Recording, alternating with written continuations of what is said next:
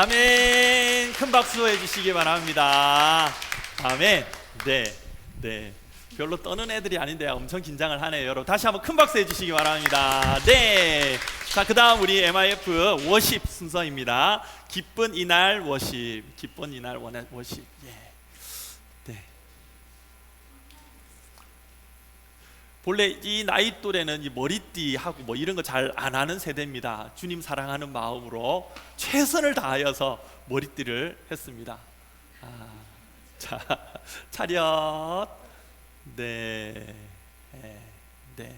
여러분이 크게 활짝 인상 쓰고 계시면 얘네들 더 긴장합니다. 활짝 웃어주시고 크게 박수해 주시기 바랍니다.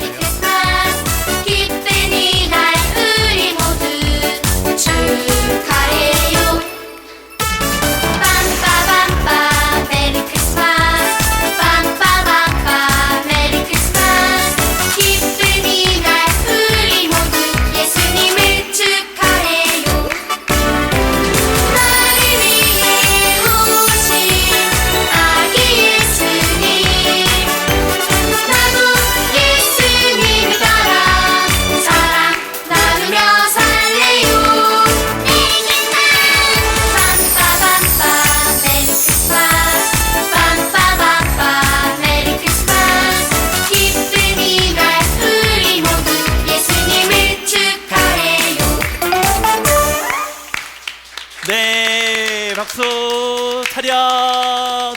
경례. 네, 자 들어가세요. 또 있어요?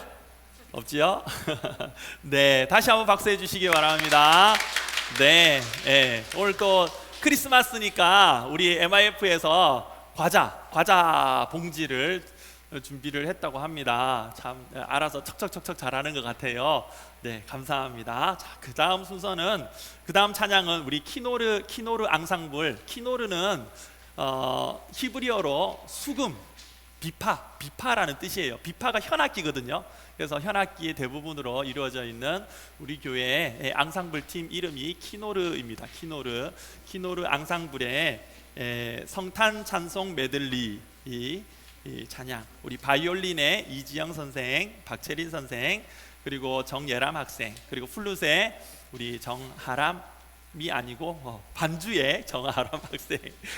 여기서는 플룻을 하고 여기서는 또 피아노를 하고 이렇게 합니다. 네, 요 마이크 좀 도와주세요, 남자분들. 네. 이게 악기 하시는 분들은 이게 또 악기도 들어야 되고 보면대도 놔야 되고 마이크도 놔야 되고 하니까 조금 도와주시면 네. 자, 지금 막 동남아 순회 공연을 마치고 돌아온 키노르 앙상블의 성탄 메들리 박수로 듣도록 하겠습니다.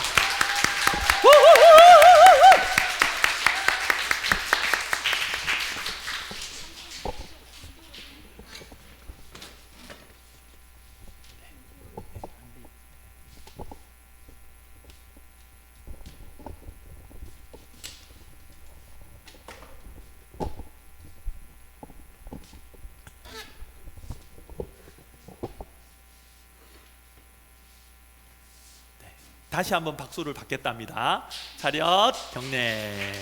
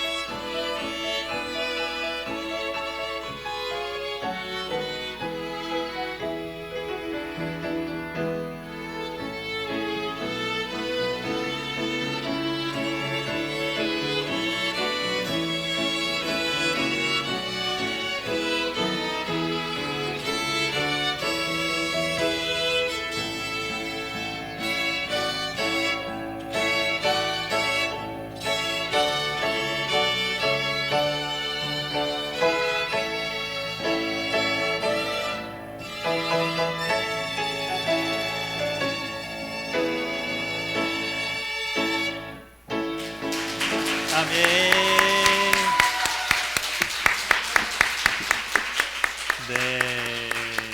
차렷 경례.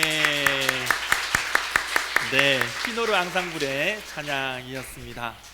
네, 감사합니다. 그 다음은 우리 이제 할렐루야 찬양대 순서, 칸타타 순서입니다. 우리 성탄절이 되면 이제 교회 성탄 이 찬양으로 찬양대에서 칸타타라는 것을 준비를 하죠. 뭔가 스토리가 있는 곡 구성을 칸타타라고 말을 합니다. 그래서 첫 곡으로 고요한 밤, 거룩한 밤, 그 다음 곧 오소서 임마누엘, 말씀이 육신이 되어 기뻐하라 복음의 소식.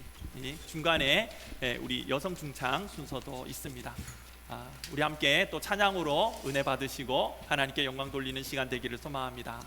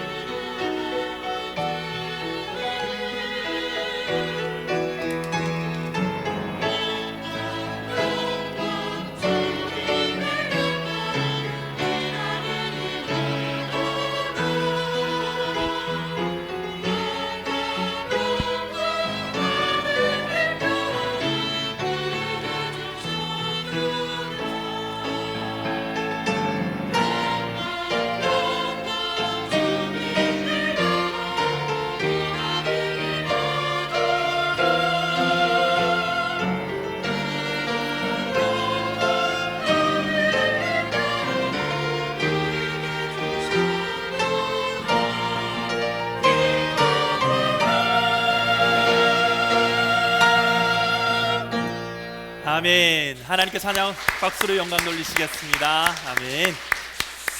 네, 감사합니다.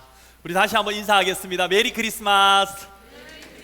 네, 우리 모두에게, 온 백성에게 미칠 큰 기쁨의 소식, 그 기쁜 마음으로 여러분에게 인사합니다. 여러분 기쁜 성탄 되시기 바랍니다. 아멘. 아멘. 예수님께서 나를 위하여 오셨습니다. 같이 한번 해보실게요. 예수님께서 나를 위하여 오셨습니다.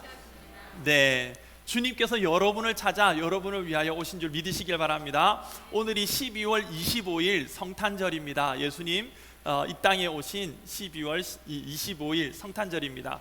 오늘이 이 성탄절에 대한 말씀을 좀 드리려고 합니다. 왜냐하면 예수님이 태어나신 날이 이 날이 아니래요.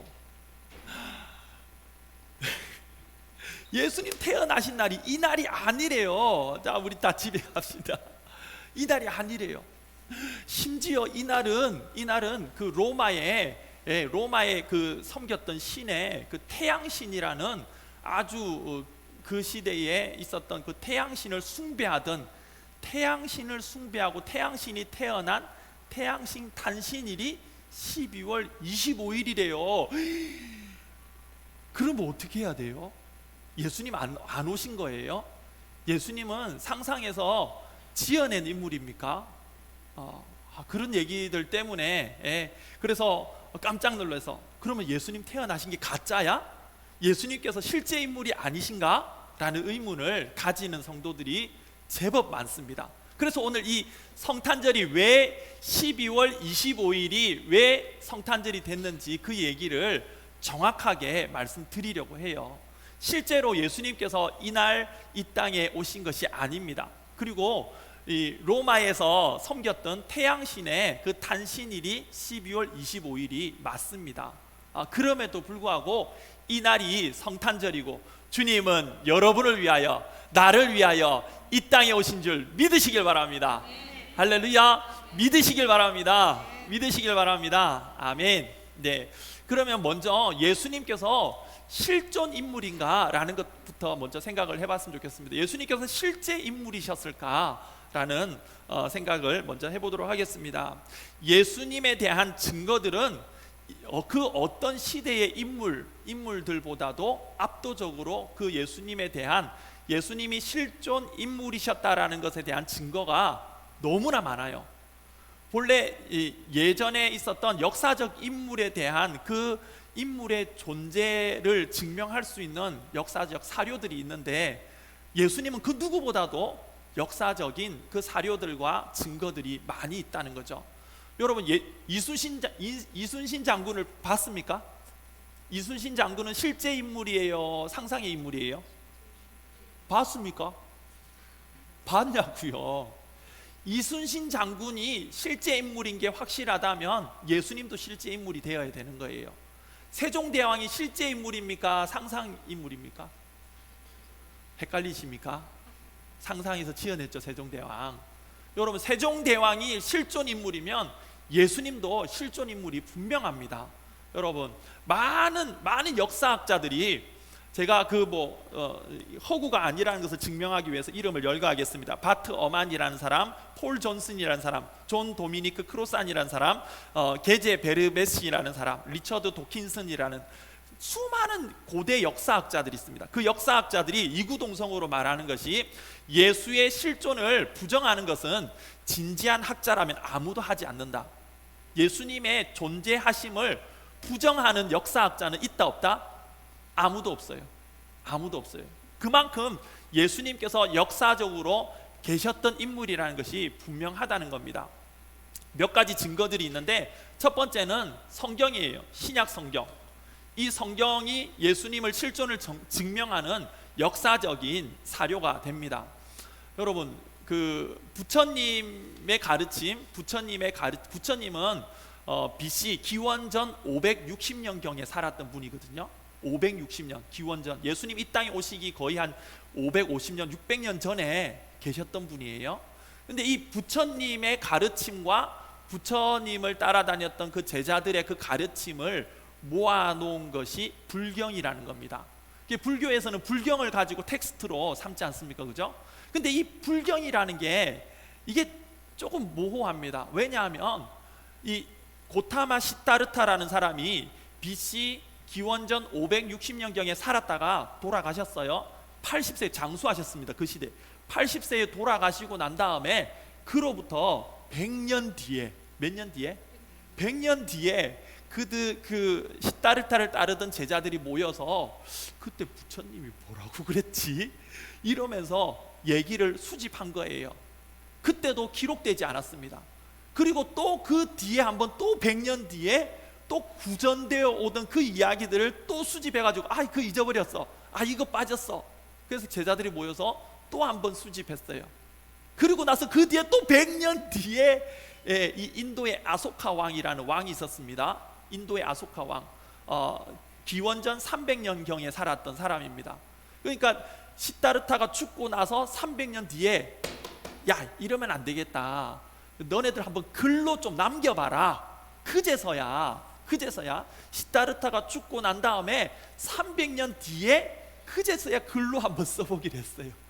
그나마 글로 쓴 것도 100년 뒤에 제자들이 기억해내가지고 또 그 100년 뒤에 또 제자들이 수집한 그걸 가지고 또 모아서 아소카 왕의 명령으로 불경이라는 걸 처음에 만들었는데, 그걸 가지고 하다 보니까 너무 이게 시타르타의 가르침보다도 해석한 사람의 이야기, 생각들이 너무 많이 들어가 있는 거예요. 원래 부처님의 가르침보다도 그냥 자기가 막 이야기를 하다 보니까 막 재미있게 막 덧붙이고 막 살붙이고 뭐 이만큼 되어가지고 그 얘기가 너무 많은 거예요. 야, 이래서는 안 되겠다. 그래서 시타르타가 죽은 지 700년 뒤에 카니쇼카라는 그 왕이 있었습니다. 인도의 카니쇼카라는 그 왕이, 야, 지금 우리들이 갖고 있는 이 불경 가운데 이거 빼고 저거 빼고 살붙인 거 다 빼고 부처님 말만 좀 한번 남겨봐. 700년 뒤에. 그래서 만든 것이 시초가 되어서 지금껏 그 불교에서 불경으로 사용하고 있어요. 그런데 여러분, 700년 동안 제대로 문자로 정립되지 않아서 구전, 입에서 입으로 전해오는 그 이야기들을 만들어낸 게, 거기서 또 부처님의 그 가르침만을 가려낸다는 것이 별로 의미가 없었습니다. 그런데 여러분, 신약 성경은 어떻습니까? 신약 성경은 언제 기록됐습니까? 예수님께서 이 땅에 오신 것을 기원 후라 그래요. 기원 후 55년도부터 해서 80년 그 사이에 기록되었습니다. 55년부터 80년, 예수님 옆에서 예수님을 따라다닌 제자들, 예수님의 기적을 본 제자들이 기록한 거예요. 그래서 신약 성경의 모든 성경들이 예수님 옆에서 제자들이 예수님을 직접 보고 들은 사람들이 기록한 거란 말이죠. 그래서 이것이 예수님의 그 행적과 가르침의 증거가 된 것이고 지금의 성경이 되었어요. 여러분, 어떤 게 더 신빙성이 있습니까? 시타르타가 죽고 난 다음에 700년 뒤에 구전되어 오던 얘기들을 겨우 집대성한 그 불경이 더 부처님의 말이라고 우리가 인정할 수 있겠습니까? 아니면 예수님 옆에서 직접 들었던 사람들이 기록한 그 성경, 그리고 그 당시는 파피루스라는 나무 껍질에다가 글을 썼는데, 이 성경을 처음에는 제자들이 기록하고, 그리고 이 성경을 이 기독교는 각 전역에, 세계 전역에 땅끝까지 이르러 복음을 전하는 이 전도 사역이 있기 때문에 복음을 전파하기 위하여 이 신약 성경뿐만 아니라 수많은 사본들이 수도 없이 많아요. 여기 안에 신약 성경 안에만 들어와 있는 성경만 있는 게 아니고 예수님의 기록이 들어있는 사본들, 성경을 가르치고 예수님을 가르치고 복음을 가르치려고 만들어놨던 복사본들, 손으로 필사한 필사본들이 너무너무 많은 거예요. 너무너무. 그것이 예수님의 그 실존 인물이라는 것을 증명할 수가 있습니다. 목사님, 그거는 그냥 성경이니까 제자들이 그렇게 예수님 편에서 신앙으로 기록했죠 라고 우리가 말할 수도 있습니다. 그러나 여러분, 성경뿐만 아니라 그 시대에 살았던 역사학자들의 기록이 있을까요? 있습니다. 그래서 기원 후 37년도에 출생한 사람이 있어요. 37년도에 출생했던 그 시대에 요세푸스라는 이 유대의 역사가가 있습니다. 그가 예수님에 대하여 이렇게 기록합니다. 예수라는 한 현자가 살았으며 메시아로서 한때 대중적으로 명성을 얻었다가 빌라도에 의해 십자가에 처형되었고 그를 따르는 족속들이 그리스도인으로 여전히 남아있다라고 유대 고대사 63쪽, 64쪽에 기록되어 있습니다. 또 62년도에 그 율법의 위반의 이유로 그리스도라고 불리는 예수의 형제 야고보가 대제사장 아나누스와 그가 이끄는 사내들인에 의해서 처형되었다라는 말을 요세푸스가 기록했어요. 그 시대의 역사학자입니다. 이는 기독교인이 아니라 유태인이었어요. 유태인으로서 예수님의 그 역사적인 기록을 남겼습니다. 그 내용이 사도행전 12장의 내용이죠. 그리고 당시 유대교 랍비에 그 기록이 남아 있는데 이렇게 기록하고 있습니다. 예수가 마술을 행하고 이스라엘을 그릇된 길로 인도하여 불충한 자로 우리가 만들었다. 그래서 예수님의 반대편에 선 적대적인 입장으로 예수님에 대하여 기록한 내용이 남아 있습니다. 그리고 시리아인으로서 스토아 철학자인 사라피온이라는 사람이 있어요. 이 사라피온도 37년도 사람입니다. 그러니까 예수님 계셨던 그 시대 사람이에요. 그 시대 사람이 이렇게 기록합니다. 유대인들이 현명한 왕을 처형하였다라고 기록하면서 예수님의 십자가 처형을 기록하고 있습니다. 로마의 정치인인 폴리니우스라는 사람이 기독교인들에 대하여서 이렇게 기록하고 있습니다. 이 기록은 61년도의 기록입니다. 그들은 규칙적으로 해가 뜨기 전에 모여서 그리스도를 하나님으로 경배하며 나쁜 범죄, 도둑질, 강도, 간음, 약속 파기, 횡령 등의 죄를 짓지 않는 것을 맹세한다 라고 기록하고 있습니다. 그리스도인들의 삶, 그때부터 새벽기도 하면서 하나님의 약속을 지키고 또한 범죄하지 않기를 결의하였다라고 기록한 거죠. 한 가지 더, 로마 역사가 타키투스라는 사람이 네로의 전기를 썼어요. 네로 왕의 그 왕의 기록을 쓰지 않습니까? 그 네로의 전기 속에 이렇게 기록이 되고 있습니다. 티베리우스 황제 치하 본디오 빌라도에 의해서 처형당한 그리스도가 있었다라고 기록을 하고 있습니다. 그러니 이 말고도 수많은 성경에만 예수님이 나와 있는 것이 아니고 그 주변에 있는 수많은 역사학자들의 기록 속에 또 수많은 사본 속에 예수님이 들어있다라는 것, 예수님을 역사적인 예수 그리스도의 존재를 부인하는 것은 불가능합니다. 왜냐하면 너무 많은 증거들이 있기 때문에. 주님은 분명히 이 땅에 우리를 위하여 오신 줄 믿으시길 바랍니다. 믿으시길 바랍니다. 그러면 왜 예수님이 태어나신 날이 12월 25일로 오늘로 정해져서 헷갈리게 만듭니까? 왜 예수님의 성탄절이 왜 12월 25일이 되었습니까? 그래서 사람들 오해하게 만듭니까? 라는 생각을 하게 되죠. 성탄절이 12월 25일이 된 것은 그 시대에 기독교인이 된 콘스탄틴 황제가 있어요. 로마의 황제입니다. 콘스탄티누스라는 콘스탄틴 황제의 신앙 고백이에요. 놀랍지 않습니까? 이게 12월 25일이 우리가 생각하는 것처럼 부정적인 의미가 아니라 나름 황제로서 자기가 신앙 고백으로 이 12월 25일 가장 큰 날을 예수님의 성탄절로 제정해 버린 거예요. 자, 여기에 대한 설명을 좀 드리겠습니다. 이 콘스탄틴 황제가 등장하는 그 시기는요, 49년 동안 왕이 26번 바뀌었어요.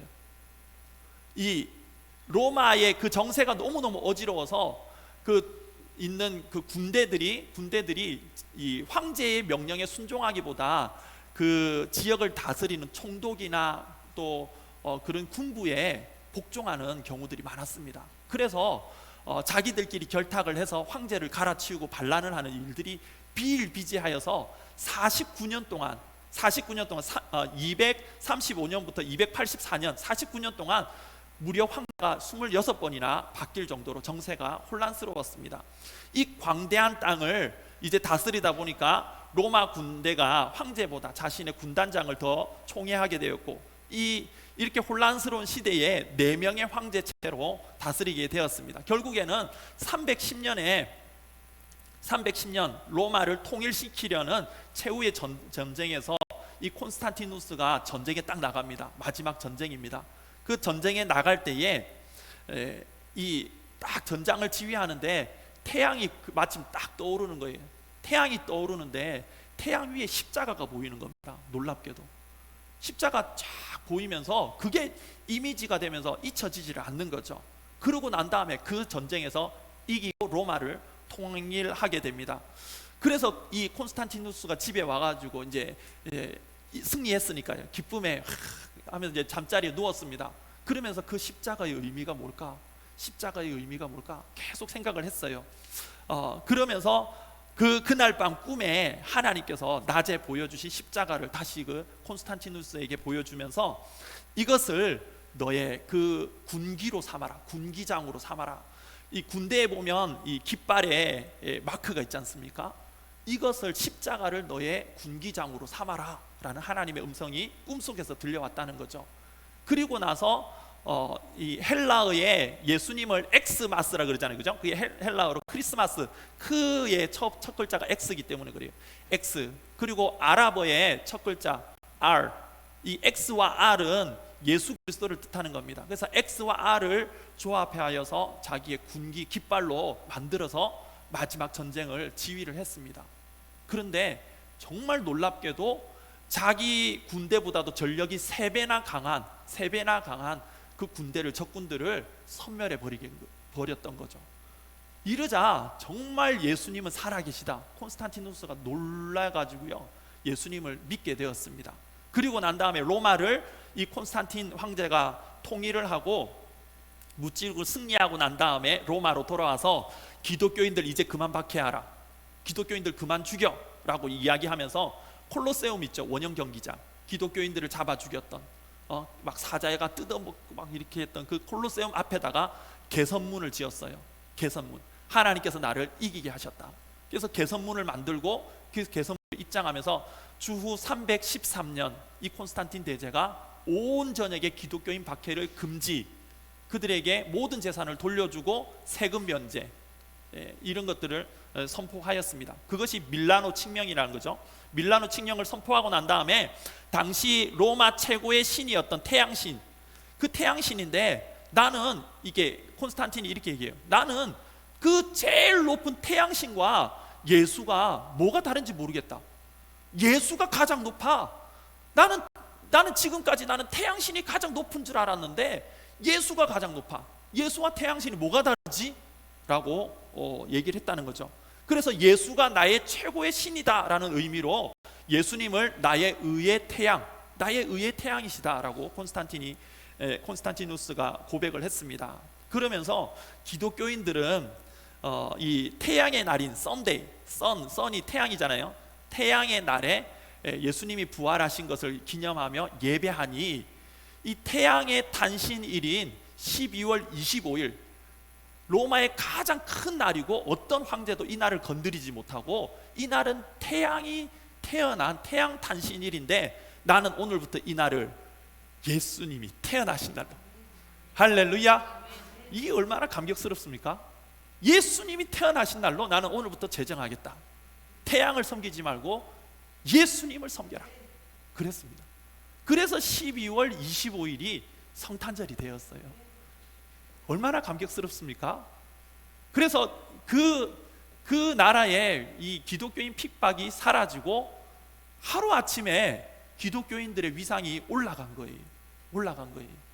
그러면서 십자가 처형을 폐지시키고 태양을 숭배하는, 우상 숭배하는 그날을 성탄절로 만들어버리고, 그리고 성경을, 나라의 헌법이 성경이 되겠어요.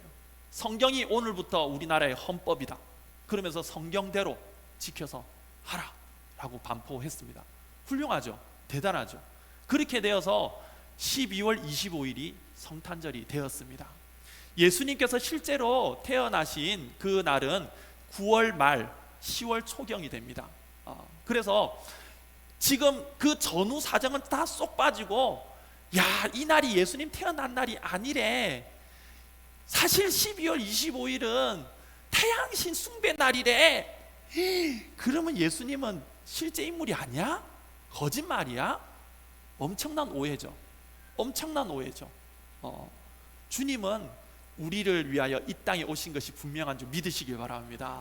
그리고 정말 로마를 통일했던 콘스탄티누스의 그 최고의 고백으로 그렇게 이 날을 성탄절로 만들고 전 세계가 이 날을 예수님 오신 날로 지키고 있는 줄 믿으시길 바랍니다.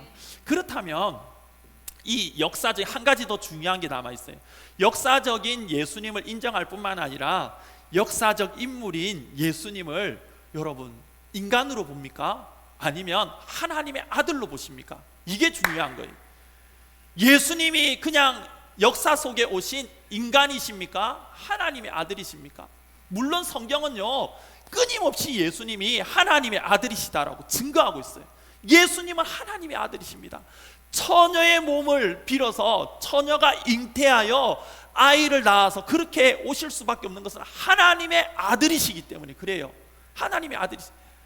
모세가 그렇게 증거하고 이사야가 또 미가 선지자가 그렇게 예수님을 증거했습니다. 하나님의 아들이요. 세례 요한이요.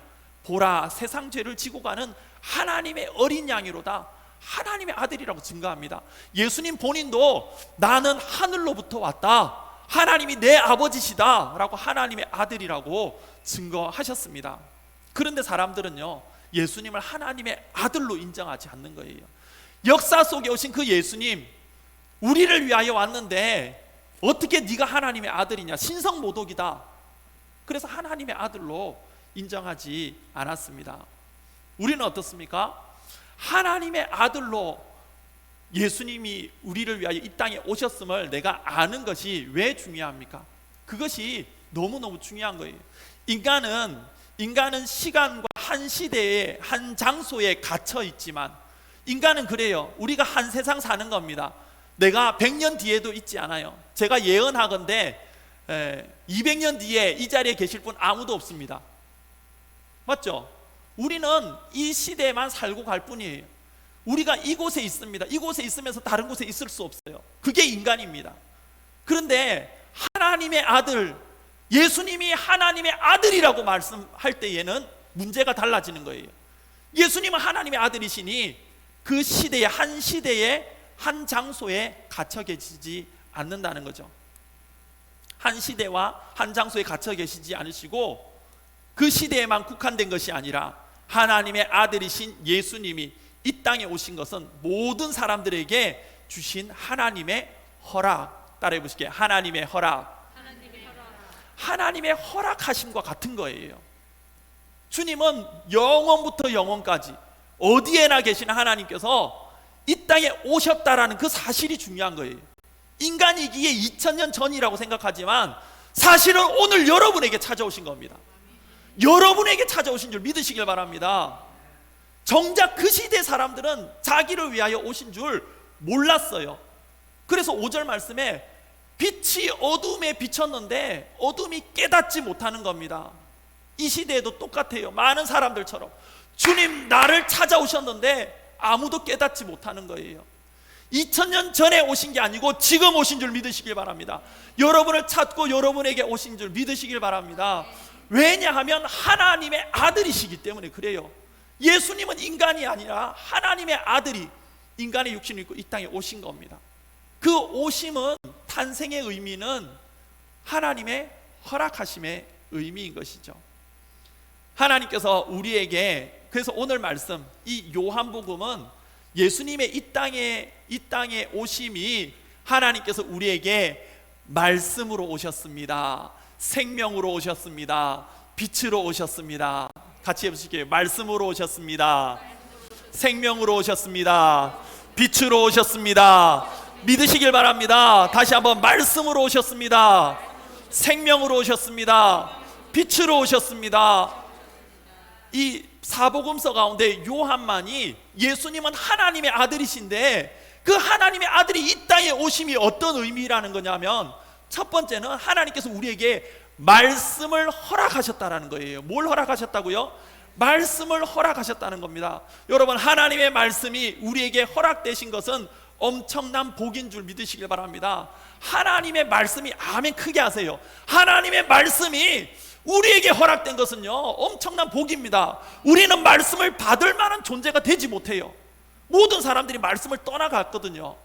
여러분 같으면 말 듣지 않는 그 사람 다시금 또 말을 하겠습니까? 근데 우리는 말씀을 듣고 받을 수 있는 그런 자격이 없음에도 불구하고 우리에게 말씀을 허락하신 거예요. 요한복음 서두에 나와 있는 그 말씀의 위력을 보십시오. 서두에 뭐라고 합니까? 태초에 말씀이 계시니라. 이 말씀이 하나님과 함께 계셨고 이 말씀이 곧 하나님이시라. 이 천지가 말씀으로 지어지고 만물 그 어느 것 하나도 그가 없이 지어진 것이 없느니라.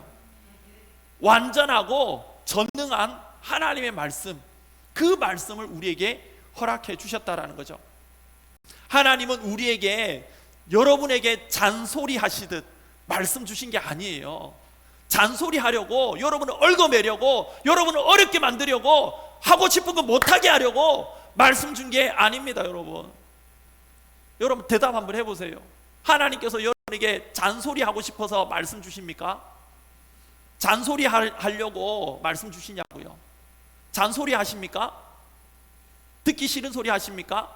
하나님께서 여러분에게 여러분을 얽어매고 어렵게 만들려고 말씀 주셨습니까? 다들 어디 가셨습니까? 근데 왜 순종 안 해요? 왜 안 들어요? 이 말씀이 나를 죽입니까? 이 말씀이 나를 살립니까? 말씀이 나를 죽입니까? 말씀이 나를 살립니까? 똑바로 여러분 아셔야 됩니다. 생명의 말씀이에요. 여러분을 어렵게 만들려고 주신 말씀이 아닙니다. 이 말씀이 우리를 살리는 줄 믿으시길 바랍니다.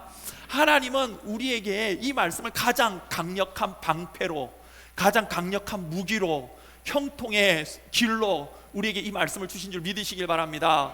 아멘. 여러분 무엇으로 마음을 지킵니까? 하루에도 12번도 더 바뀌는 마음, 여러분 결심해도 소용없는 그 마음 무엇으로 지킬 수 있습니까? 시편 119편 11절 말씀 따라해 보실게요. 내가 주께 범죄치 아니하리하여 주의 말씀을 내 마음에 두었나이다. 할렐루야. 아멘. 따라 하신 분에게 복이 임할 줄 믿습니다. 아멘. 순종하는 자에게 복이 가는 거예요. 두 번 안 합니다. 그리고 에베소서 6장 17절 말씀에 성령의 검, 곧 말씀, 하나님의 말씀을 가져라. 여러분 무엇으로 여러분 마음속에 유혹과 죄악을 이기겠습니까? 말씀이 여러분을 지키는 검인 줄 믿으시길 바랍니다. 그리고 여호수아서 1장 7절 말씀, 너희가 좌로나 우로나 치우치지 말고 이 율법에 기록된 대로 말씀을 다 지켜 행하라. 말씀을 지켜 행하라. 그리하면 내가 어디를 가든지 무엇을 하든지 형통하리라. 말씀을 떠나고 내 마음대로 하니까 안 되는 거예요. 여러분 마음대로 내 생각이 이렇게 하면 될 것 같죠? 그 자기 마음대로 하니까 안 됩니다. 말씀대로 하면, 말씀에 순종하면 어디를 가느냐가 중요한 게 아니에요. 내가 뭘 선택하느냐가 중요하지 않습니다. 좌로나 우로나 치우치지 말고 말씀을 다 지켜 행하라. 그리하면 내가 형통하리라. 형통의 길로서 우리에게 말씀 주신 거예요. 그래서 요한복음 15장 7절 말씀, 너희가 내 안에 거하고, 여러분 주님 안에 거하시기 바랍니다. 주님 안에 거하는 게 뭐예요? 주님 안에 거하는 게 뭡니까? 내 말이, 따라해 보실게요. 내 말이 너희 안에 거하면, 그게 주님 안에 거하는 겁니다. 주님 말씀이 내 안에 있어야 돼요. 주님 말씀이 내 안에 있어야 합니다. 주님의 말씀이 내 안에 있어야 돼요. 내 안에 주님의 말씀이 없는데, 하나님의 말씀이 없는데 내가 어떻게 주님 안에 있다라고 말할 수 있습니까? 교회에 왔다고 주님 앞에 있는 사람입니까? 아니에요. 내 안에 주님 말씀이 있어요. 내 안에 말씀이 있어야 돼요. 말씀이 생각나야 돼요. 그리하면 무엇이든지 원하는 대로 구하라. 그리하면 이루리라. 하나님의 말씀만큼 강력한 것이 없습니다. 그러나 우리는 이 말씀을 다 떠나버렸어요. 말씀대로 살지 않아요. 내 생각대로 살죠. 내 생각대로, 내 마음대로 살았습니다. 그럼에도 불구하고 예수님 이 땅에 다시 오셔서 말씀을 받을 자격이 없지만, 그래도 주님께서는 우리를 기대하시고 또 소망하시고, 그래도 열매가 혹시 있을까봐 길가와 같은 내 마음에도 말씀의 씨앗을 뿌리시는 거예요. 길가와 같은 내 마음임을 주님께서 아십니다. 졸다 가고 판단하다 가고 듣지 않고 거부하고 있는 내 마음인 줄 주님 모르시겠습니까? 아심에도 불구하고 우리에게 말씀을 허락하신 줄 믿으시기 바랍니다. 그래서 말씀이 육신이 되셨다라는 것은 하나님의 허락하심이에요. 여러분, 말씀의 능력이 여러분에게 허락된 줄 믿으시길 바랍니다. 그러니 여러분, 이 말씀을 좀 누려보세요. 누려보세요. 말씀을 좀 누려보시기 바랍니다. 알고 있고 내가 다 압니다. 아는데 그 어느 것 하나도 누리지 못하는 사람만큼 불쌍한 사람이 어디 있습니까? 말씀을 좀 누려보십시오. 말씀이 육신이 되어서 우리에게 오셨으니 그 말씀에 약속하신 모든 권능과 복을 우리에게 허락하신 줄 믿으시고, 여러분 새해부터는 그 말씀의 은혜를 누리시는 모두가 될 수 있기를 주님의 이름으로 축원합니다. 아멘. 두 번째로 예수님 이 땅에 오신 것은 사도 요한이 이렇게 말합니다. 우리에게 영원한 생명을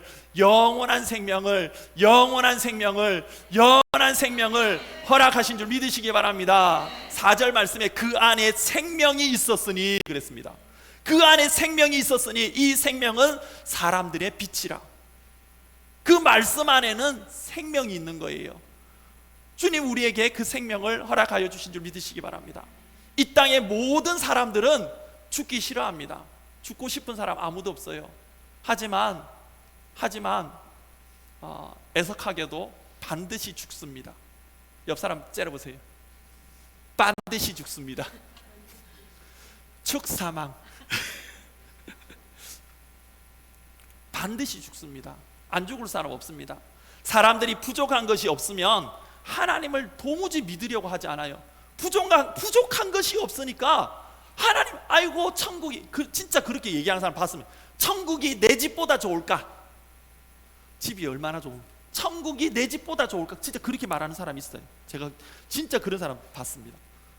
그래서 부족한 게 없으면 하나님을 믿으려고 하지 않습니다. 뭔가 내게 조금 가진 것이 있고 할 줄 아는 것이 있으면 그것을 붙들고 그것 때문에 하나님을 믿으려고 하지 않아요. 여러분, 그렇다고 하더라도 우리에게 어김없이 찾아오는 게 있습니다. 언젠가는 찾아오는 게 있습니다. 뭡니까? 죽음이 찾아오는 거예요. 누구에게 내가 부족한 거 없이 없어, 나는 아무 부족한, 천국이 뭐 내 집보다 좋을까? 라고 말한 사람도 그 사람에게 죽음이 찾아옵니까? 찾아옵니까? 안 찾아오는 거예요. 우리 모두가 그 죽음을 맞이하게 됩니다. 모든 사람들이 노화라는 질병에 걸려서 죽음을 향하여 걸어가고 있습니다. 예외가 없어요. 모두가 피하고 싶고 거부하고 싶지만 그 누구도 죽음을 극복할 수가 없습니다. 여러분, 장수, 오래 사는 것, 장수는 죽음에 대한 대안이 아닙니다. 장수가 오래 사십시오. 여러분 오래오래 건강하시기 바랍니다. 아멘, 아멘 하세요. 빨리 아멘 하세요. 우리 김종국 원생 오래 건강하시기 바랍니다. 할렐루야. 150살? 오래. 근데 그렇게 살더라도 장수는 죽음에 대한 대안이 아닙니다. 누구보다도 오래 살았어도 죽습니다. 안 죽을 수가 없어요. 여러분, 죽음에 대한 대안은 영원한 생명밖에 없습니다. 죽음에 대한 대안은요, 다른 게 없어요. 영원한 생명, 영원한 생명. 그리고 이 영원한 생명을 누가 주십니까? 예수님이 주시는 거예요. 죽을 수밖에 없고 오늘도 죽음을 향하여 걸어가고 있는 나에게 영원한 생명을 주시려고 자신의 생명을 십자가에서 버리시기 위해 예수님께서 이 땅에 오신 줄 믿으시길 바랍니다. 요한복음, 여러분 잘 아시는 요한복음 3장 16절, 하나님이 세상을 이처럼 사랑하사 독생자를 주셨으니 이는 그를 믿는 자마다 멸망하지 않고 뭘 얻어요? 영생을, 영원한 생명. 죽음에 대한 유일한 대안, 모든 사람에게 찾아오는 죽음에 대한 유일한 대안, 영원한 생명을 독생자 그 예수 그리스도가 이 땅에 오셔서 우리에게 주시는 줄 믿으시길 바랍니다. 우리의 유일한 살 길이 되신 그 예수님, 내게 그 살 길을 열어주시려고 이 땅에 오신 줄 믿으시길 바랍니다. 세 번째, 마지막으로 요한이 말하는 예수님께서 이 땅에 오심이 빛이 오심과 같다라는 거죠. 우리에게 빛을 비추어 주심과 같다. 9절 말씀에 참빛 곧 세상에 와서 각 사람에게 비추는 빛이 있었나니, 이 말씀 가운데 핵심은 뭐냐 그러면 각 사람에게 비추는 빛입니다. 그래서 오늘 말씀의 제목이 내게 주시는 빛이에요. 각 사람에게. 예수님은 모든 사람을 위하여 이 땅에 오셨지만 그 중에 내가 빠져 있으면 안 되는 겁니다. 여러분, 2000년 전에 역사 속에 오신 예수님께서 오늘 여러분에게 찾아오신 줄 믿습니까? 믿으시길 바랍니다. 그렇다면 여러분 앞에, 여러분의 인생에 하나님과 여러분 자신만 아는 그 인생 가운데 하나님께서 비추시는 각 사람에게 비추시는 빛이 있음을 믿으시길 바랍니다. 왜 신앙에 문제가 생깁니까? 무리근성이에요. 나는 아니다라는 거죠. 하나님께서 뭉텅그렇게 그냥 우리를 이렇게 사랑하십니까? 그게 아니에요. 주님, 나를 찾아오신 겁니다. 나를 지명하시고 나를 보고 계시는 거예요. 그리고 나에게 빛을 비추시고 빛으로 나아오라고 초청하고 계신 줄 믿으시기 바랍니다. 각 사람에게, 여러분 한 사람 한 사람에게 비춰주는 빛이 있습니다. 자녀들은 자녀들에게, 또 어른들은 어른들에게, 저마다. 부모의 신앙으로 자식이 구원받는 게 아닙니다. 신앙은 각자요. 내 신앙은 내가 준비해야 돼요. 내 신앙은 내가 준비해야 됩니다. 천국은 단체 입장, 가족 입장 없어요. 각 사람에게 나의 신앙입니다. 내가 하나님을 만나야 되는 거예요. 내가 하나님을 경험해야 되는 줄 여러분 믿으시길 바랍니다. 아멘. 여러분, 심지어 우리는 2021년도 전에 이 땅에 오신 예수님을 믿는데, 심지어 모세도요, 다윗도요, 이사야도요, 하나님께서 보내신 그리스도를 믿었어요. 여러분, 이해가 되십니까? 아직 이 역사 속에 오시지 않은 예수님을 믿었어요. 믿을 수 있어요, 없어요? 어떻게 믿을 수가 있죠? 오시지도 않은 예수님을 어떻게 믿을 수 있죠? 예수님은 인간이 아니라 하나님의 아들이시니까. 하나님의 아들이시니 2000년 전에 오시든 지금 오시든 그 이전에 오시든 하나님의 약속을 믿으니 주님께서 오신 것을 믿을 수가 있는 겁니다. 여러분, 식사하러 들어갈 때에 밥 먹기 전에 결제할 수도 있고, 밥 먹는 중간에 결제할 수도 있고, 다 먹고 나서 결제할 수도 있는 거예요. 언제 내든 밥값은 내면 되는 겁니다. 그렇지 않습니까? 그러니 예수님을 자꾸 인간으로만 보니까 의문이 생기고 믿지 못하고 주저하고 있는 거죠. 근데 예수님은 하나님의 아들이십니다. 오늘 제가 단언코 말씀드리건데 여러분에게 비추는 빛이 있습니다. 그 빛을 발견하시기 바랍니다. 요한복음은 이렇게 기록합니다. 사람들이 그것을 깨닫지 못하고 빛이 어두움에 비칠 때에 어둠이 깨닫지 못하였다라고 말을 하고 있지만, 수많은 사람들이 주님께서 내 마음에 비추는 그 빛을 소멸시키고 살아가고 있어요. 그냥 하나님의 부르심이 아니겠지라고 생각하고, 나에게 비추는 빛을 여러분 발견하시길 바랍니다. 예수님 이 땅에 오시기 700년 전의 사람들도 예수님을 믿었다면 수많은 증거들이 있는 그 예수님을 내가 믿지 못하는 이유가 뭡니까? 그게 더 이상한 거예요. 예수님 이 땅에 오시기 전에 사람도 예수님을 믿었다면 오신 예수님을 수많은 증거들, 허다한 증인들이 있음에도 불구하고 믿지 못하고 영접하지 못하는 이유가 뭔지, 그것을 좀 물어보고 싶습니다. 그렇게 주님께서 나를 찾아서 이 땅에 오셨다면 나는 그 빛을 거부하겠습니까? 의심해야 될까요? 아니면 믿어야 하겠습니까? 2000년 전에 이 땅에 오신 예수님이 하나님의 아들이시기에 오늘을 살아가는 나는 예수님을 나의 하나님으로 영접해야만 합니다. 그래서 1장 12절 말씀에 영접하는 자,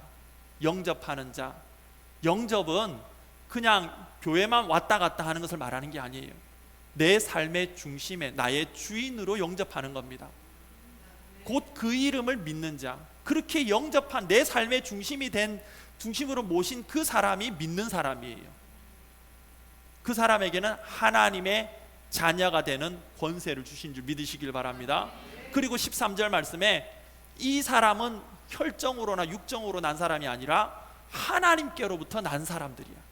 하나님께로부터 난다라는 이것을 내가 영접함으로 가능하게 되는 것이고, 니고데모는 그것을 몰라서 요한복음 3장 말씀에 거듭남이 무엇인지를 모르는 거죠. 하나님께로 난 사람이 거듭난 사람이요 하나님의 자녀입니다. 누가요? 내게 비추는 그 빛을 내 삶에 영접한 사람, 모셔드린 사람, 그 사람이 하나님의 자녀로 살아갈 수 있는 줄 믿으시고, 나를 찾아오고 오늘도 나에게 비추는 그 빛을 마음 중심에 모시고 내 마음대로 살아갈 것이 아니라 나를 찾아오신 그 예수님 따라 살아갈 수 있는 우리가 되기를 주의 이름으로 축원합니다. 기도하겠습니다. 살려주신 하나님, 우리에게 생명 주시려고, 말씀 주시려고, 빛을 주시려고 하나님이 이 땅에 오심을 말씀을 통하여 깨닫게 하시니 감사합니다. 나를 찾아오신 그 예수님, 그냥 우리가 역사 속에서만 이해할 것이 아니라 내 삶의 중심으로 모셔드리고 영접하는 우리 모두가 되게 하여 주옵소서. 예수님의 이름으로 기도하옵나이다. 아멘. 우리 모두 자리에서 일어나셔서 하나님 앞에 예물 봉헌하도록 하겠습니다.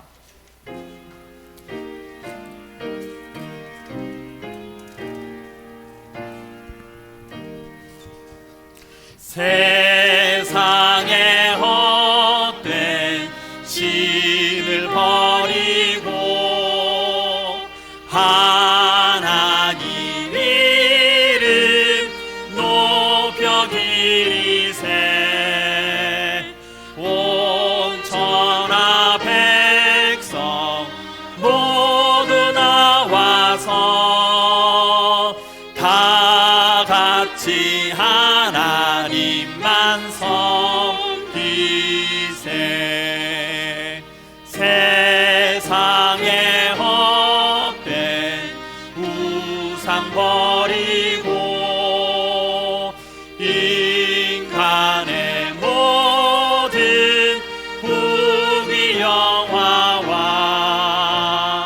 거짓과 불의 모두 버리고 온전히 하나님만 섬기세. 주님의 백성 서로 헤아려 시기와 미움 아주 버리고 하나님만을 홀로 섬기는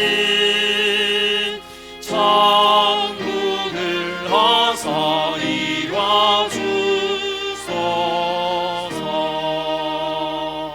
아멘.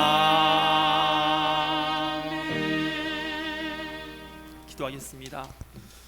사랑과 은혜가 충만하신 하나님, 주신 은혜, 베푸신 사랑이 너무 크고 감사하여 여기에 우리의 작은 예물, 하지만 우리의 마음과 정성을 모두어 주님 앞에 올려드립니다.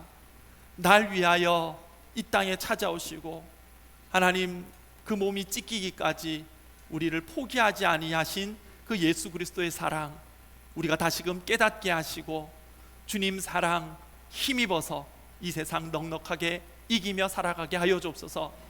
아버지여, 마음과 온 정성을 다한 하나님 믿음의 예물 위에 주님께서 복의 복을 더하시고 넘치는 은혜와 복으로 그 가정과 자녀와 일터 위에 넉넉하게 채워 주시옵소서. 예수님의 이름으로 기도하옵나이다. 아멘. 아멘. 네, 파송하기 전에 잠깐 제가 말씀 한 가지 드리겠습니다. 우리 남성옥 집사님 동생분 되시는 남성훈 집사님이 오늘 새벽에 소천되셨어요. 그런데 폐암으로 오랫동안 투병하시다가 또 코로나하고 겹쳐가지고 장례조차도 하지 못하는 상황에서 내일 화장을 치르게 되고 가족들도 옆에 가지 못하는 상황입니다. 그래서 제 마음에 우리가 원로 목사님 나오셔서 축도하시고 난 다음에 잠깐 여러분 마음에 억지로는 하지 마시고 마음이 되시는 대로 이 자리에서 우리가 장례 예식을 장례 예식은 장소가 중요하지 않아요. 우리 남성국 집사님을 위해서 같은 마음으로 좀 위로할 수 있으면 좋겠습니다. 네, 그렇게 함께 해주시면 감사하겠습니다. 우리 축도 후에 이 자리에 남아 주셔서 잠깐 한 10분 정도 장례 예식을 진행하도록 하겠습니다. 파송 말씀 교독하겠습니다. 내가 누구를 보내며 누가 우리를 위하여 갈고? 내가 여기 있나이다. 나를 보내소서.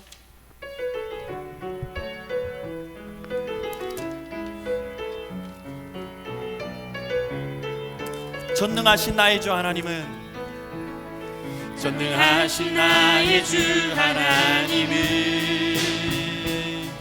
능치 못하실 일 전혀 없네. 우리의 모든 간구도, 우리의 모든 생각도, 우리의 모든 꿈과 모든 소망도 신실하신 나의 주 하나님은 우리의 모든 괴로움 바꿀 수 있네. 불가능한 일 행하시고 죽은 자를 일으키시니 그를 이길 자 아무도 없네. 주의 말씀 의지하여 깊은 곳에 꿈을 던져 오늘 그가 놀라운 일을 이루시는 것 보라. 주의 말씀 의지하여 믿는 자에게 능치 못함 없네. 믿는 자에게 능치 못함 없네. 믿는 자에게 능치 못함 없네. 아멘. 지금은 말씀이 육신이 되어 우리 가운데 오셔서 세상을 심판하시고 믿는 자를 구원하시기를 원하시는 나사렛 예수 그리스도의 은혜와 하나님 우리 아버지의 무한하신 사랑하심, 성령님 감화 감동 역사하시고 충만하신 은혜가 오늘 성탄 예배를 은혜롭게 드리고 돌아가는 아버지의 귀한 자녀들 머리머리 위에, 저희들 가정과 이 나라 민족 위에 영원히 함께 하시기를 축원하옵나이다. 아멘.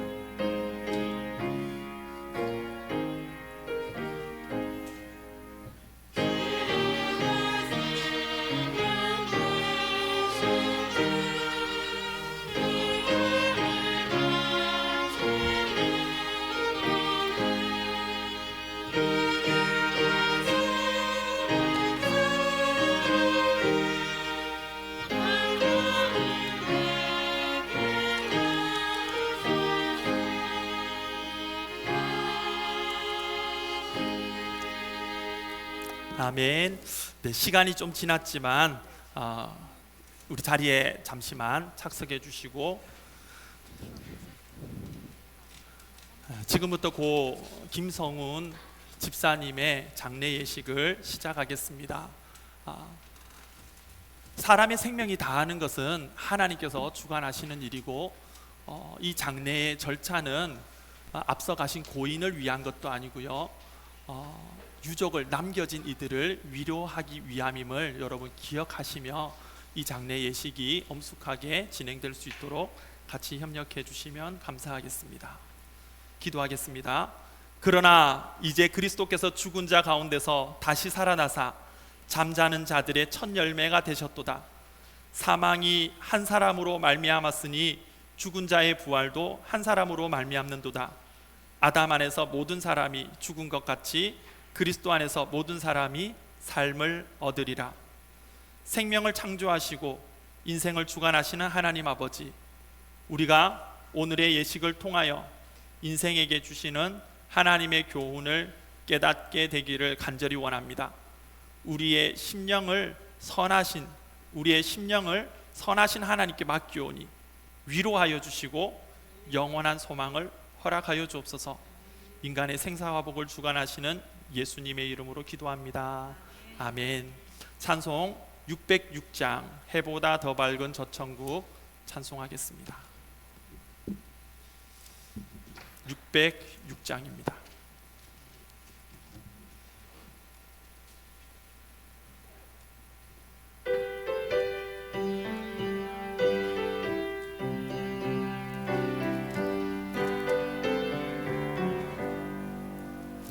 해보다 더 밝은 저천국.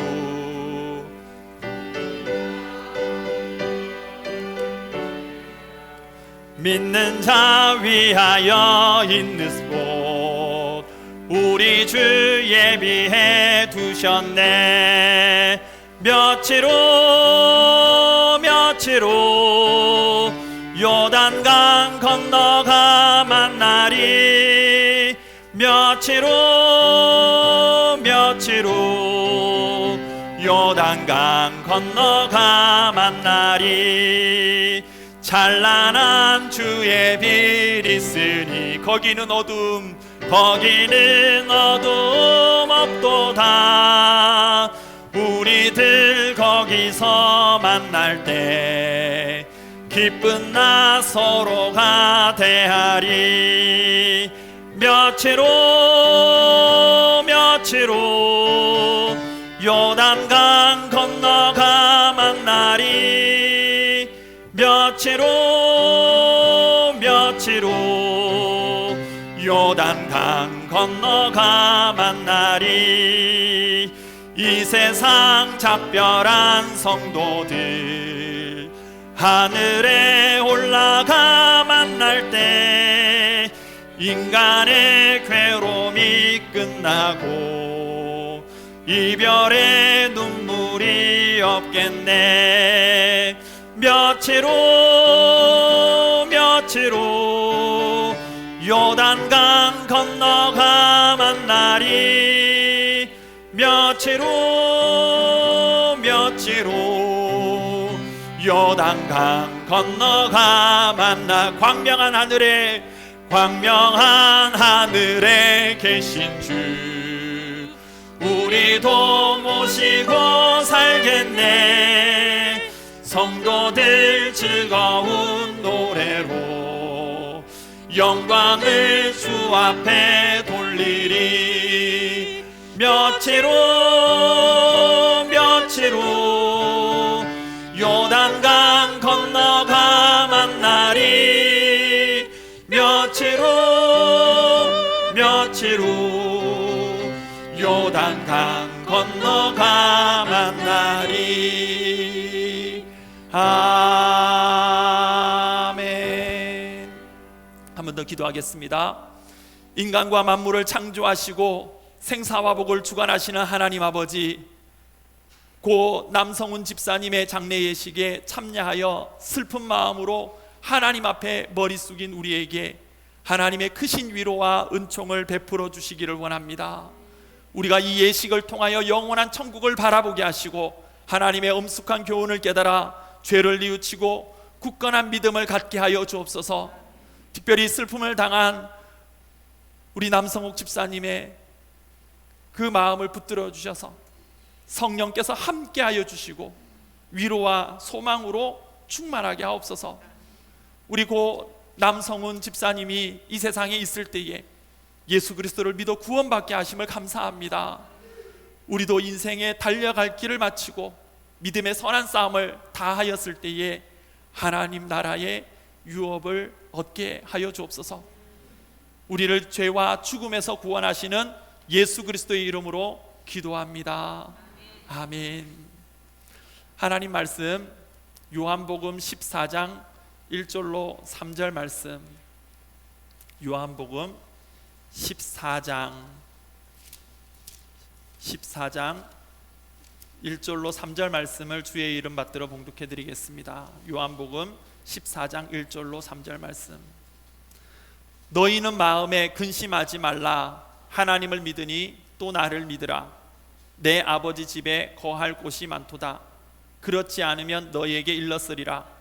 내가 너희를 위하여 거처를 예비하러 가노니 가서 너희를 위하여 거처를 예비하면 내가 다시 너희를 내게로 영접하여 나 있는 곳에 너희도 있게 하리라. 아멘.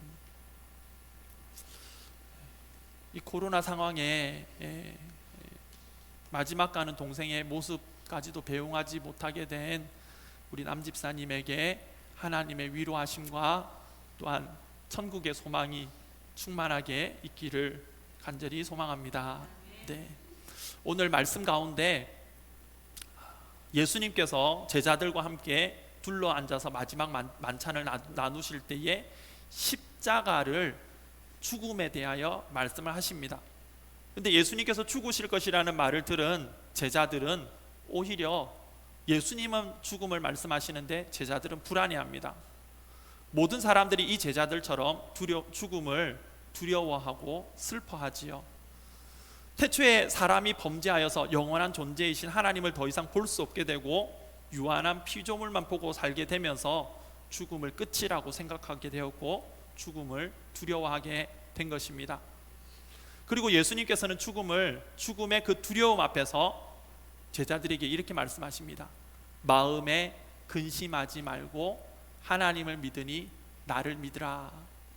근심을 우리 집사님의 근심이 믿음으로 바뀌어져서 천국의 소망으로 다가올 수 있기를 간절히 소망합니다. 근심을 가지지 말고 근심하지 말고 믿음을 가져라 라고 말씀하시면서 우리가 죽음의 그 두려움 앞에서 근심을 믿음으로 바꾸어야 될 세 가지 이유를 말씀하십니다. 첫 번째는 우리가 죽은 후에 아버지 앞에 가기 때문입니다. 예수님 말씀하시기를 내 아버지 집에 거할 곳이 많도다. 이 땅에서 나를 기르시고 또 나를 낳아주시고 나를 사랑하신 그분을 아버지라 부릅니다. 하나님이 나의 아버지신 이유도 다르지 않아요. 나를 이 땅에 보내시고 나를 인도하셨다가 주님께로 돌아간 것, 아버지 집에 간 것인 줄 알고 믿음을 가지시길 바랍니다. 어떤 다른 낯선 곳에 가는 것이 아니라 아버지 집에 가신 줄 믿으시길 바랍니다. 두 번째는 그곳에는 내가 거할 거처가 분명히 있기 때문입니다. 사람들은 죽은 후에 어떻게 되는지 알지 못해서 불안해하고 염려하고 슬퍼합니다. 하지만 예수님께서 나는 아버지 집에 너희를 위하여 거처를 있을 곳을 예비하러 간다라고 주님 분명히 말씀해 주셨어요. 그리고 거처를 예비하면 내가 너희들을 나 있는 대로 인도할 거야 라고 주님 약속하셨습니다.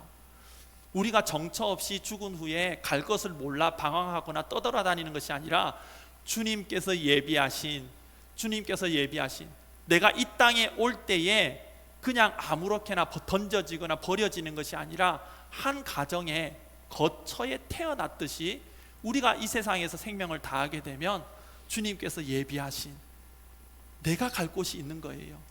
갈 곳이 있는 줄 알고 갈 곳을 바라보기에 근심할 이유가 없는 줄 믿으시길 바랍니다. 우리가 갈 거처가 있기 때문에 그것이 두 번째 믿음을 가져야 할 두 번째 이유입니다. 세 번째는 거처를 예비하면 내가 너희에게로 와 나 있는 대로 영접하리라. 누가요? 예수님이요. 누구를요? 나를요. 어떻게 하신다고요? 영접해 주신다고요. 예수님이 나를 영접해 주시는 거예요. 누구든지 혼자 태어나지 않아요. 옛날 같으면 옆에서 돕는 사람이 있습니다. 산파가 있든지 지금 같으면 의사가 있지 않습니까? 부모님들이 있어요. 그와 마찬가지로 우리가 이 세상에서 눈을 감는 그 모습이 혼자 가는 것 같고 외로워 보이지만 내가 언제일지 모를 그 순간에 내가 눈을 감았다가 또 눈을 떴다가 눈을 감았다가 어느 날 갑자기 눈을 뜨게 되면 제일 먼저 예수님의 얼굴이 보이는 줄 믿으시기 바랍니다. 여러분 눈앞에는 예수님의 얼굴이 보일 거예요. 그 근거가 3절 말씀입니다. 내가 너희를 누가요? 대신 천사를 보내시지 않아요. 베드로나 아브라함을 보내지 않습니다. 내가 영접할 것이다.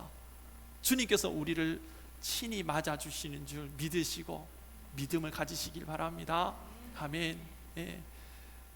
주님께서 나를 맞아주시는 것, 그 증거가 있는데 스데반 집사님이 사도행전 7장 말씀에 돌에 맞아 순교하실 때에 이렇게 말씀하십니다. 하늘 문이 열리고 인자가 예수님이 보좌 우편에 앉아 있는 것을 내가 보는도다. 숨이 넘어가기 직전에 스데반 집사님이 예수님을 보았던 것이 그 증거이죠.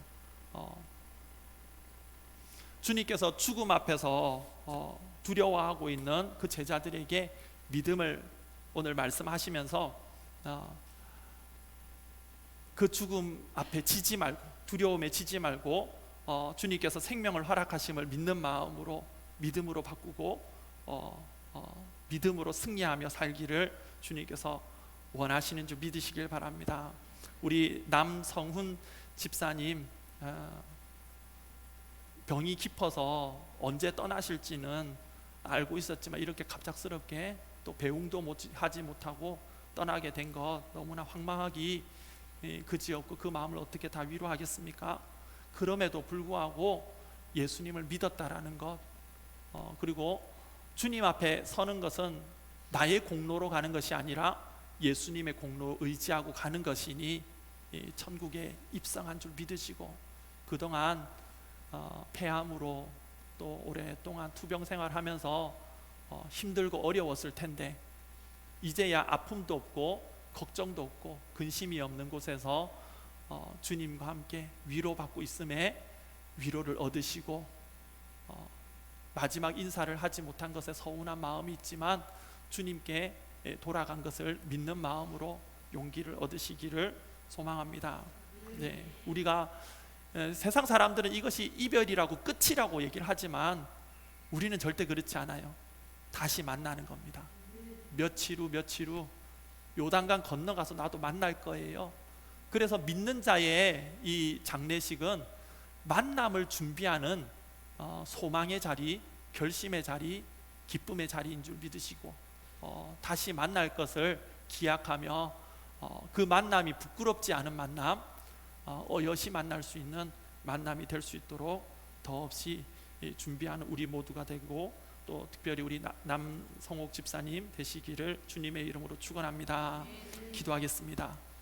사랑과 은혜가 충만하신 하나님, 갑작스러운 비보에 너무나 황망하기 그지없고 어떤 말로 무슨 말로 위로가 되겠습니까마는 아버지여, 이 말씀이 우리 집사님에게 하나님의 위로가 되기를, 그래서 마음에 소망을 가지고 슬픔을 극복하고 주님을 믿는 믿음을 다시금 굳게 붙들 수 있기를 소망합니다. 하나님, 이 어려운 시국에 상을 당하여 그 절차가 너무나 낯설고 또 충격적이지만 하나님, 그것을 진행하는 유족들이 잘 진행하고 잘 감당할 수 있도록 하나님 붙잡아 주시고, 이 일을 통하여 악한 영들이 틈타지 못하도록 성령님 막아주시고 지켜주시옵소서. 예수님의 이름으로 기도하옵나이다. 아멘. 우리 찬송 한 장 더 하시겠습니다. 338장 내 주를 가까이 하게 함은 338장입니다.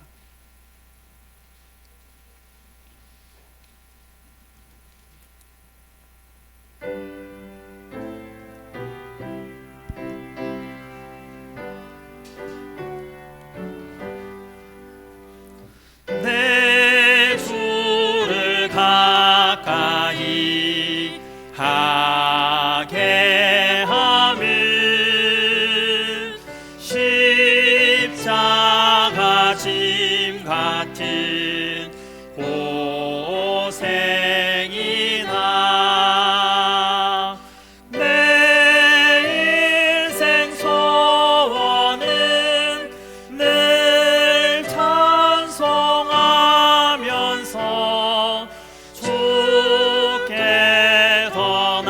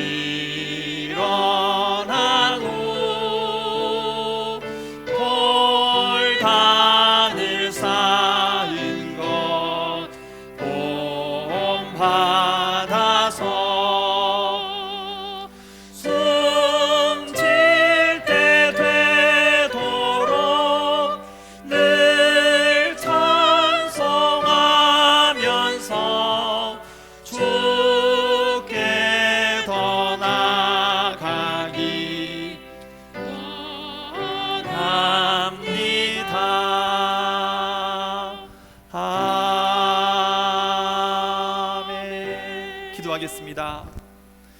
이제는 우리 죄를 사하셔서 천국의 길을 열어주신 예수 그리스도의 은혜와 우리를 위하여 영원한 천국을 예비하신 하나님 아버지의 크고 넓으신 사랑하심과 이 땅을 살아가는 우리에게 천국 소망을 주시는 성령님의 감화감동 역사하심이 고 남성훈 집사님의 영혼과 사랑하는 이를 환송하는 유족들과 교우들 머리 위에 이제로부터 영원히 함께하기를 간절히 축원하옵나이다.